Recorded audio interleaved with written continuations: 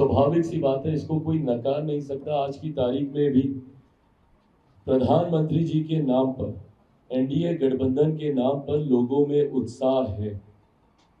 कई ऐसे लाभार्थी हैं जो प्रधानमंत्री जी की गरीब जन कल्याण योजना से जिनको लाभ मिला है, और वो आज भी पूरे समर्पण भाव से हमारे प्रधानमंत्री के प्रति, हमारी केंद्र सरकार के प्रति अपना विश्वास प्रकट करते हैं। एक बड़ी आबादी है देश की, और जिसका श्रेय मैं मेरे प्रधानमंत्री, मेरे नेता आदरणीय रामविलास पासवान जी को देता हूं। जहां देश में एक बड़ी आबादी है, जहां आज से पहले कई जगहों पर भुखमरी जैसे हालात देखने को मिलते थे, विभिन्न तरीके के अनाज को लेकर लोगों को कठिनाइयों का सामना करना पड़ता था, वहीं देश ही नहीं दुनिया की सबसे बड़ी गरीब कल्याण की योजना में से एक प्रधानमंत्री गरीब जन कल्याण अन्न योजना के माध्यम से जिस तरीके से देश में 81 करोड़ लोगों को आज भी मुफ्त में राशन मिल रहा है, लोगों का वो भाव कि किसी ने उनकी चिंता की, ये प्रधानमंत्री जी के प्रति प्रकट होता है।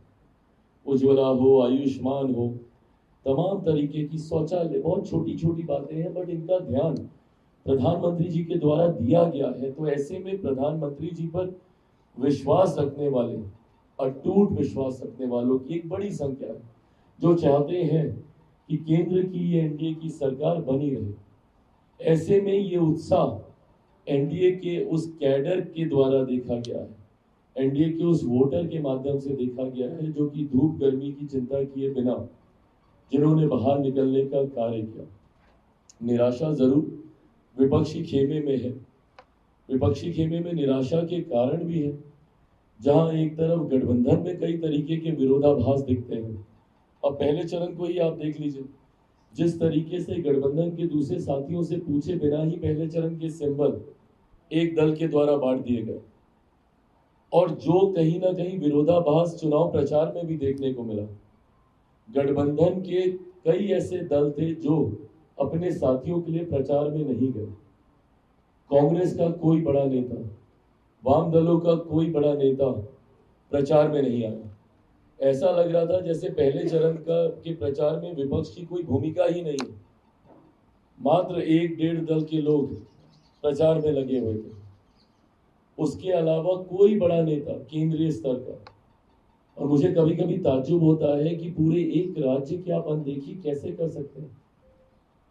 कांग्रेस, भाई मान लिया आप नहीं किसी से उस पर आपका वो था, पर ऐसे में आपका कोई राष्ट्रीय स्तर का नेता बिहार में आना तक उन्होंने जरूरी नहीं समझा। और ये वो लोग हैं जो हमारे प्रधानमंत्री पे ताने देते हैं कि भैया क्यों प्रधानमंत्री इतनी बार बिहार जा रहे हैं, डर गए हैं क्या? तो आप बिहार नहीं आ रहे तो मतलब क्या, आप ओवर कॉन्फिडेंस में हैं? भाई एनडीए गठबंधन हर चुनाव को उतनी ही गंभीरता से लेता है। कई बार हम लोगों के ऊपर आरोप भी लगते हैं कि हम लोग छोटे छोटे चुनाव को भी क्यों इतनी गंभीरता से लेते हैं, पर लोकतंत्र में जरूरी है हर चुनाव के महत्व को समझना। ऐसे में इतना ज्यादा इग्नोर करना किसी एक फेज को, मुझे लगता है ये विपक्षी दलों के गठबंधन को, अब वो महागठबंधन है, यूपीए है, इंडिया अलायंस है, जो भी इन लोगों का नाम है, इन लोगों को बहुत भारी पड़ने जा रहा है। बिहार की जनता ने इस बात को महसूस किया है कि विपक्षी गठबंधन में एकता का अभाव है। एक दूसरे के प्रति लोग प्रचार में आने से कतरा रहे हैं। आप मुझे बताइए ना, कांग्रेस का जो भी थोड़ा बहुत काडर है वो क्यों उत्साहित होगा? उसने अपने नेता को देखा ही नहीं यहाँ पे। और तो और उनके प्रदेश के स्तर के भी नेता, जो मेरी जानकारी है, संभवतः गलत हो सकती है, पर जो मेरी जानकारी है उनके तो प्रदेश स्तर के भी नेता गठबंधन के सहयोगियों के लिए प्रचार में नहीं गए।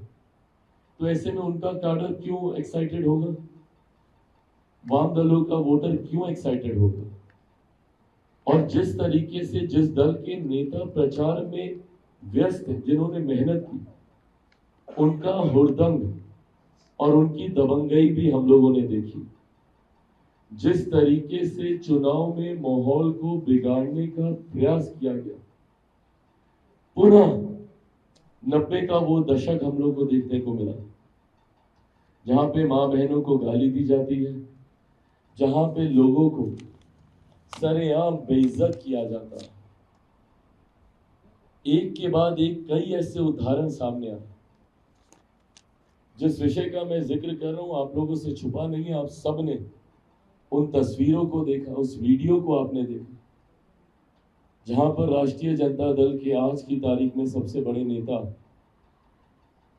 बिहार के पूर्व उप मुख्यमंत्री, जिनको मैं मेरा छोटा भाई मानता था, वो मंच पर मौजूद थे और उनके सामने जिस तरीके से मेरे परिवार के लोगों को गाली दी गई, और अफसोस इस बात का मुझे ज्यादा कि जिस तरीके से उसको कवर अप करने का प्रयास किया गया।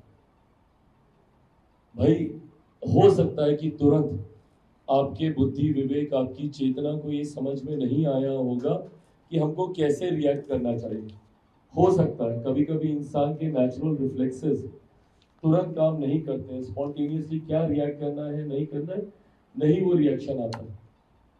पर सोचा समझा रिएक्शन भी ऐसा कि ऐसी बातों को तूल नहीं देना चाहिए।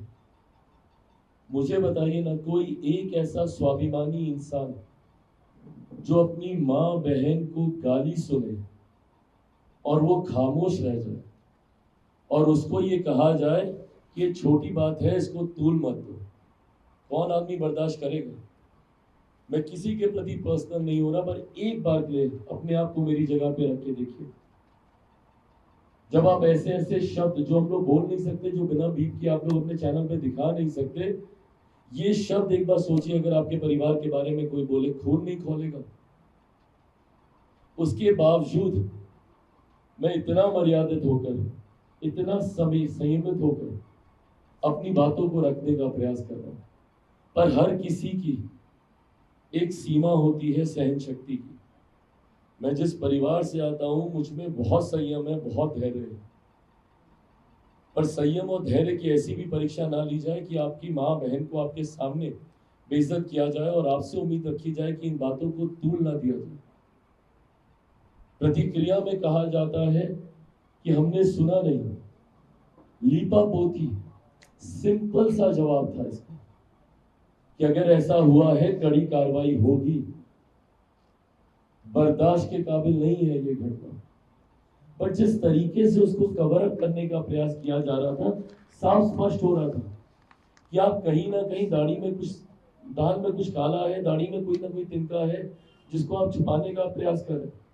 आपको जस्टिफिकेशन देने की जरूरत क्यों पड़ रही है?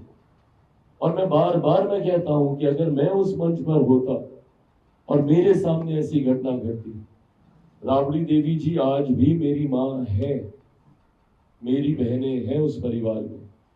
ये रिश्ता जिसको लेकर आप लोगों ने कई बार मुझ पर आरोप लगाए, इसी जगह पर बार बार आप लोगों ने मुझ पर कहा कि आप क्यों लालू परिवार के प्रति सॉफ्ट रहते हैं। क्योंकि मैं जिस परिवार से आता हूँ, रिश्ते निभाने हम लोग को सिखाए जाते हैं। मैं जिस परिवार से आता हूँ, वहां पे रिश्तों की मर्यादाओं को बनाए रखना हम लोग को सिखाया जाता है, और मैंने हमेशा वही प्रयास किया। राजनीतिक मंच पे कड़े से कड़ा विरोध किया, पर कभी किसी के भी विषय में मैं व्यक्तिगत नहीं हूँ। पर यहाँ पर ना सिर्फ मेरे बल्कि मेरे परिवार को लेकर व्यक्तिगत हुआ गया, और उसके बाद जिस तरीके से मेरी बहनों के द्वारा भी इसकी लीपापोती करने का प्रयास किया गया, मीसा दी बाकी नेताओं के बयानों को दिखाकर मेरी माँ को दी गई गाली को जस्टिफाई करती है। मेरी बाकी की बहनें बाकी दलों के नेताओं के द्वारा कही गई बातों को लेकर, and let me be very clear when I से दिस, टिप्पणी और गाली में बहुत फर्क है।